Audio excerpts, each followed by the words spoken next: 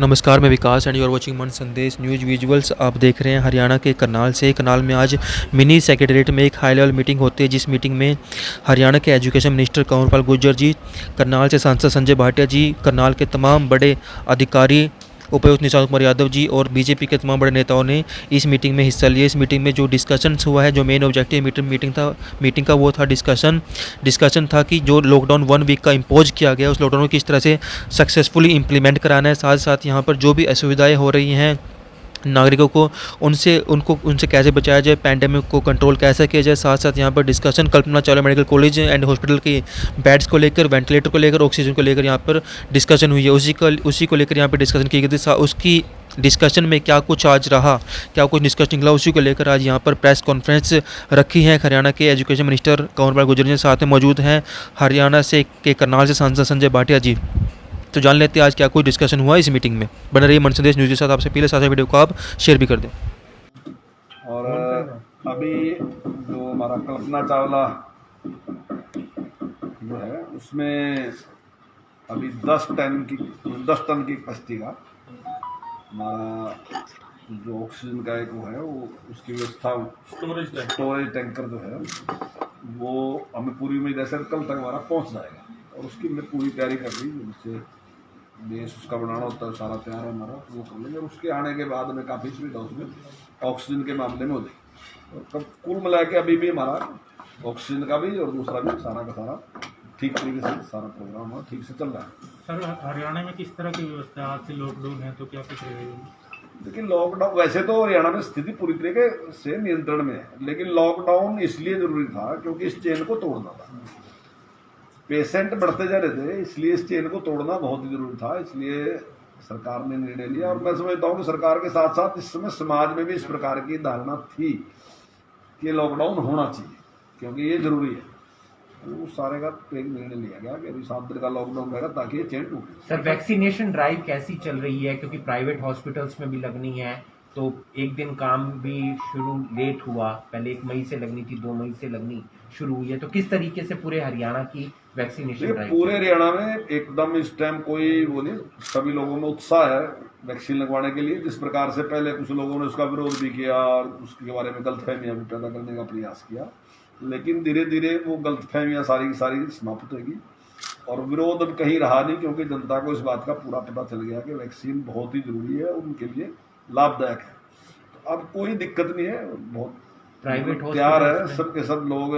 जैसे ही वैक्सीन आती है, जितनी वैक्सीन आती है वो ऑनलाइन इसकी एक बुकिंग है और लोग अपने टाइम पे जाते हैं। और मतलब कोई उसमें प्रॉब्लम, लोगों में उत्साह है, लोगों में बहुत ही उत्साह है। प्राइवेट हॉस्पिटल में कितने रुपए की लगेगी, कुछ आइडिया?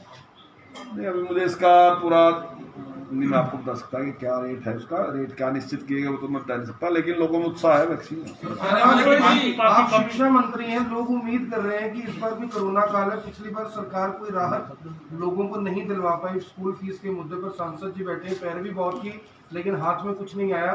इस बार कुछ उम्मीद कर सकते हैं हरियाणा सरकार के शिक्षा मंत्री से? नहीं, देखिए पिछली बार भी ट्यूशन फीस ही थी और उसके बाद जब जो स्कूल के मालिक थे वो हाई कोर्ट में गए थे और हाई कोर्ट ने सारे ड्यूज के लिए कह दिया था, लेकिन उसके बाद सरकार अपील में गई थी और सरकार की अपील के बाद ही हाई कोर्ट ने फैसला दिया था कि केवल ट्यूशन फीस नहीं। तो हमने उनकी बात लेके आ रहे कि कितनी फीस बढ़ा सकते, तो अब उस पर जल्दी वो आएगा और उसमें एक निश्चित करेंगे, क्योंकि अभी तक इस प्रकार की ना ही तो कभी परिस्थिति आई और ना ही कभी इस प्रकार की जरूरत पड़ी। ऐसा कोई नियम नहीं था कि कितनी % फीस आप बढ़ा सकते हैं।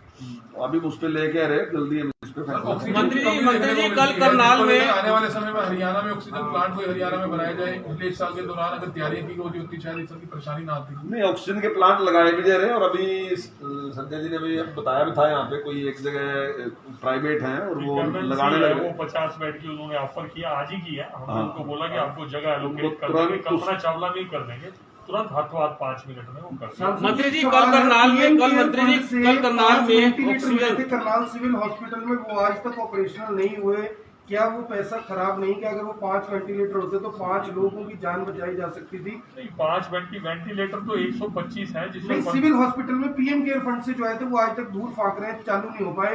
ना उनका मटेरियल आया, ना डॉक्टर है, ना बिल्डिंग बनी, कुछ नहीं हुआ। ये मेरी जानकारी 5 वेंटिलेटर, यहाँ 125 सरप्लस वेंटिलेटर है।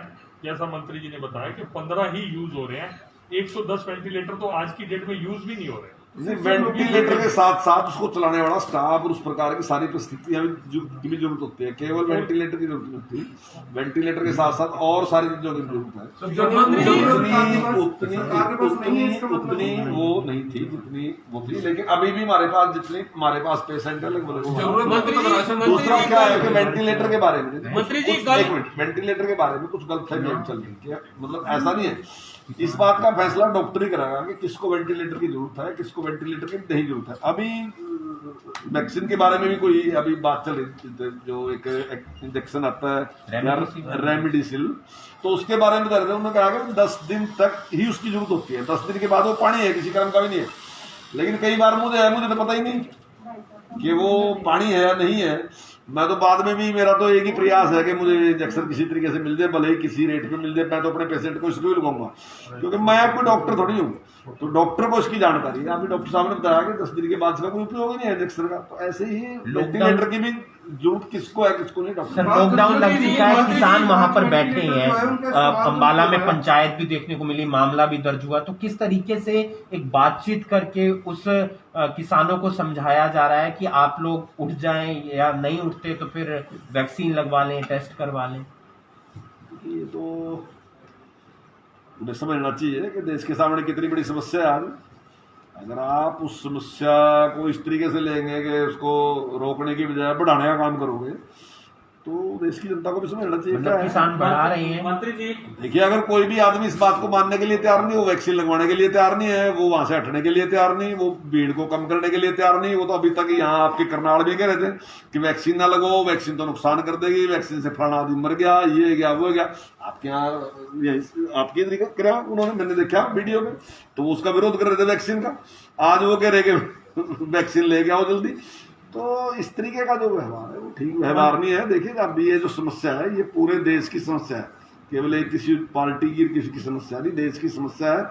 और हमारे सब के लिए जरूरी है कि हम पूरे नियमों का पालन करके उसकी सुनवाई सर, करें। बाकी विधानसभाओं में क्या इंतजाम है? करनाल का तो आपने बता दिया, बाकी विधानसभा क्षेत्र में क्या इंतजाम है? क्या वहां से करनाल ही आना पड़ेगा या वहां पर भी कोई वैकल्पिक व्यवस्था? नहीं, सब जगह अच्छी से व्यवस्था। देखिए, अब क्योंकि करनाल एक मुख्य शहर है और हॉस्पिटल यही ज्यादा है, ज्यादा सुविधाएं यही हैं, लेकिन और भी जो विधानसभा है वहां पे भी।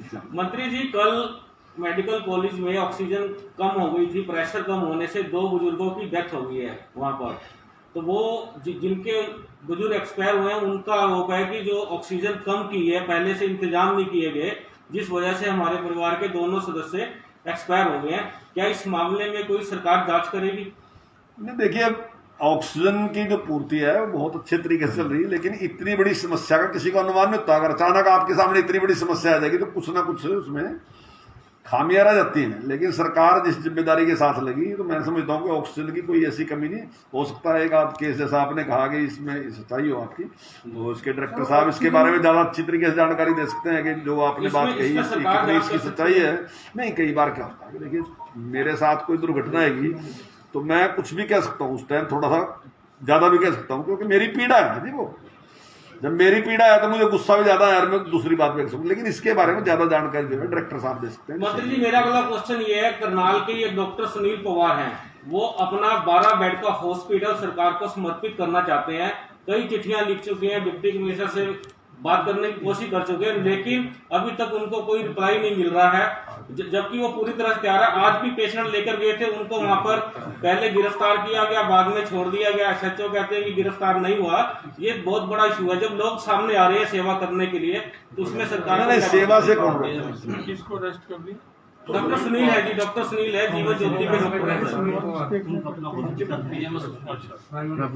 नहीं, सेवा करने वाले को तो किसी को सेवा वाले को कोई भी पता कर लेते हैं, अभी पता कर जी, वो देना चाहते हैं, लेने में हमें ले लेंगे साहब। 2 मिनट। सर, जैसे कोविड की कमी नहीं है हरियाणा में, ये सच है, ऑक्सीजन की कमी नहीं, ट्रांसपोर्टेशन की दिक्कत आ रही है, उसके लिए कुछ वैकल्पिक व्यवस्था कर रहे हैं आप? क्योंकि देखिए, वो सारी व्यवस्थाएं कर रहे हैं। जैसे पहले अभी यहाँ बातचीत हुई, जहाँ उसमें काम में एक गाड़ी थी, अभी डिस्चार्ज में बात किया उसमें 3 गाड़ियाँ लगे रहे, जो खाली सिलेंडर है वो एक लेके आएगी, बड़े सिलेंडर दूसरी लेके जाएगी, और एक दूसरी दूर के हॉस्पिटल है उनके लिए अलग से एक गाड़ी होगी। तो हर चीज को बढ़ा रहे, उसमें सुधार कर रहे, लेकिन अचानक कोई बहुत बड़ी एक विपत्ति सामने आ जाए तो थोड़ा बहुत उसमें ऐसे समय में सर ब्लैक मार्केटिंग जो बात करते हैं आपने लोग, उनके लिए क्या कही, कहेंगे? जो बात आपने कही, लगभग ब्लैक मार्केटिंग है नहीं, सरकार एकदम उस पर पूरी तरीके से संज्ञान ले रही, कोई भी आदमी अगर ऐसा करता पाएगा तो खिलाफ कार्रवाई की जाएगी। सांसद सर आप क्या नहीं, एक सेकंड, जी जो आकर्षण जी ने बात की बहुत इंपॉर्टेंट बात है कि गाड़ियों की ट्रांसपोर्टेशन की थोड़ी कमी थी। ऑक्सीजन भी जो हमारा प्लांट है, पानीपत का ही प्लांट है, ओवर होके चल रहा है, 260 मीट्रिक टन का उसका कैपेसिटी है, 350 तक हम उसकी प्रोडक्शन ले रहे हैं। ट्रांसपोर्ट की कमी के कारण, क्योंकि अभी कुरुक्षेत्र की आज सवेरे इमरजेंसी आ गई, बार बार नायब सैनी जी का भी फोन आ रहा था, सुभाष सुधा उनका भी फोन आया, तो उनकी गाड़ी रुड़की गई हुई थी। अब रुड़की से आने में ट्रांसपोर्टेशन में दिक्कत है, ऐसी करनाल की दिक्कत थी, हमारा कोटा रुड़की से आता था। कल भी पंचर मैंने हो गया। रिक्वेस्ट करके मैंने उनको कहा कि हमारी पानीपत से ही दो सप्लाई। पहले जो अलाटेड कोटा थे, रुड़की का हमारा कोटा था, यमुनानगर का रुड़की का था, प्लांट भी एग्जॉस्ट हो रहे हैं, जो व्हीकल कर रहे हैं वो भी एग्जॉस्ट हो रहे हैं। कई अधिकारी तो 24 घंटे ड्यूटी कर रहे हैं, कई डॉक्टर्स सरकारी भी और प्राइवेट भी, मैं सल्यूट करता हूं उनको, 24 घंटे ड्यूटी कर रहे हैं। आप ये देखो कि 2, 3, 4 घंटे से ज्यादा आप लोग भी नहीं सोते होंगे। इस समय हर आदमी अच्छे उसमें कर रहा है, और आप लोगों से भी यही अपेक्षा करते हैं कि एक पॉजिटिव माहौल के साथ लोगों का मनोबल बनाना भी अपने आप में एक बहुत बड़ी बात है। तो हम सब मिलकर उस काम में लगे। सर आप पब्लिक के नुमाइंदे हैं, जिस तरह आज कई मंत्रियों को ड्यूटी लगी है हरियाणा में, तो किस तरह का लोगों को सहयोग रहेगा? नहीं रहेगा, अधिकारियों की भी लगी है, मंत्रियों की भी लगी है, अपने जो विधायक हैं वो अपने अपने क्षेत्र में, सांसद अपने अपने क्षेत्र में, हर आदमी कहीं ना कहीं काम के अंदर लगा हुआ है, और सब लोग चाहते हैं, क्योंकि ये अनपेक्षित था, इस तरह का कभी जीवन में सोचा ही नहीं था। हमने तो अपने जीवन में देखा नहीं, बुजुर्गों ने देखा तो अलग बात है। इतना एक हम जाते हैं कहीं शिवपुरी में किसी के संस्कार में, एक जाती है बॉडी दूसरी आ रही होती है, ये स्थिति बनी हुई है। लेकिन इन चीजों के अंदर भी एक उम्मीद देखते हुए सब लोग पॉजिटिव। आज आप देखो हर हॉस्पिटल के ऊपर एक कार्यकर्ता संगठन की तरफ से दे दिया, एक एडमिनिस्ट्रेटर प्रशासन की तरफ से चला गया, और डॉक्टर्स पहले से लगे हुए, सब लोग मिलकर एक टीम के रूप में काम। भाटिया सर आप जम्मू कश्मीर गए, वहां चुनाव जीत गए, असम गए, वहां जीत गए, आपकी बंगाल ड्यूटी लगती तो शायद बंगाल में कहता हूं कि बंगाल बहुत जबरदस्त रिजल्ट आया। आज पॉलिटिकल विषय पे हम जाना नहीं चाहते थे, लेकिन मेरा अपना आकलन है, मैं समझता हूँ बंगाल में तो इतनी जबरदस्त परफॉर्मेंस है बीजेपी की। आप देखिए कांग्रेस और कम्युनिस्टों ने चालाकी करके अपनी सीट तो 0 कर दी, तृणमूल की सीट को बढ़ाने का काम किया, भी वोट बीजेपी के अगेंस्ट यूनाइट होकर डले, और जिस तरह से उन्होंने पोलराइजेशन किया, मैं नाम नहीं लेना चाहता क्योंकि हम सब लोग सारे 130 करोड़ भारतीय हम एक हैं, लेकिन जिस तरह से बंगाल के अंदर पोलराइजेशन किया उसके कारण ममता जीती। ममता इतनी स्ट्रॉन्ग लीडर थी तो अपना विधानसभा का चुनाव क्यों हार गई, ये सोचने वाली बात है। मंत्री जी एक सवाल आपसे आखिरी, आपके पास करनाल जिले की जिम्मेवारी है, प्राइवेट अस्पतालों में, सरकारी अस्पताल में कल्पना चावला में क्या औचक निरीक्षण करेंगे? अगर करते हैं तो जाहिर तौर पर सुविधा और बेहतर होगी, लोगों के अंदर एक संतुष्टि होगी कि हाँ सरकार के नुमाइंदे हमारे बीच में। हाँ नहीं बिल्कुल, जैसी जैसी जरूरत होगी तो निश्चित तौर से। मंत्री जी जनता से क्या अपील करना चाहेंगे कोविड के मामले को लेकर? जनता से तो यही अपील है कि जो भी इसके नियम हैं उनका पालन करें, चाहे सोशल डिस्टेंसिंग की बात है, चाहे सैनिटाइज की बात है, तो उन सारी चीजों का पालन करें। और दूसरा मैं एक और आपके इसके माध्यम से कहना चाहूंगा कि कई जगह इस प्रकार का भी है कि वो पॉजिटिव मिला केस, लेकिन पॉजिटिव के बाद वो व्यक्ति कहता है कोई लक्षण तो कुछ है नहीं, तो शायद वैसे ही गलत पॉजिटिव है, रिपोर्ट गलत है। ये जरूरी नहीं है कि जो कोरोना का पेशेंट है वो जैसे ही पॉजिटिव आएगा तो सारे लक्षण उसमें देखने को मिलेगा। तो निश्चित तौर से उसमें अपने घर पे अलग से रहना चाहिए और जनता के बीच में नहीं जाना चाहिए, क्योंकि सबसे बड़ा खतरा जो उससे है वो सबसे पहले परिवार को है, उसके दोस्तों को है, उसके परिवार को। इस बात सर एक सवाल बस कि बहुत सी ऐसी जानकारियां मिल रही हैं, क्योंकि आप मॉनिटर कर रहे हैं करनाल को, कि प्राइवेट हॉस्पिटल 500 रुपए में बेड रिजर्व कर लेते हैं। मान लो मुझे जरूरत है, 500 रुपए में रिजर्व कर लिया, लेकिन दिल्ली से कोई मरीज आया जो मोटी रकम दे सकता है, फिर उस मरीज को हटा दिया जाता है और दिल्ली वाले को यहाँ रख लिया जाता है। उसमें भी हमने पूरा उसमें एक्शन लेंगे अगर इस प्रकार का कोई करेगा। लेकिन हमने रेट लिस्ट भी हॉस्पिटल में, प्रत्येक हॉस्पिटल में रेट लिस्ट लगाई थी कि इस चीज़ के इतने पैसे हैं, इस चीज़ के इतने पैसे हैं, इस चीज़ के इतने पैसे हैं। तो इस प्रकार की जो पहले स्कैते आती थी वो स्कैते आती मंत्री जी, इस पर कुछ पैकेज देने जा रही है सरकार? पिछली बार काफी राहत दी थी, इस पर कुछ राहत मिली जनता को? देखिए अभी उसका निर्णय तो मुख्यमंत्री जी करेंगे। आप कैबिनेट में हो? नहीं, कैबिनेट